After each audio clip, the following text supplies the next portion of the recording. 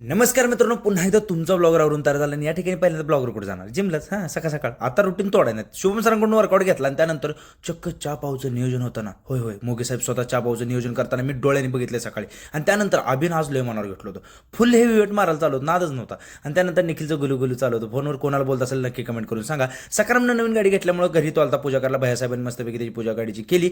त्यानंतर ब्लॉगर टकाटक असा आवरून निघाला होता. पहिल्यांदा जाऊन पण परत ज्यूस पिलो. होय, ज्यूस लय आवडतो मला, ज्यूस प्यायला मस्तपैकी. तुम्हाला सांगतो खजूरचा ज्यूस आहे, पिऊन बघा नाही आवडलं तर. त्यानंतर हे भाऊचा बड्डे होता आणि ह्याला माझ्यासोबत फोटो पाहिजे होता. मग बड्डेच्या शुभेच्छा दिल्या, ब्लॉगमध्ये भेटला आणि गायकवाड साहेब भेटले. आणि गायकवाड साहेबांना कार्तिक वारीमुळे भरपूर काम चालू आहे, त्यामुळे त्यांनी ड्युटीवरच होते.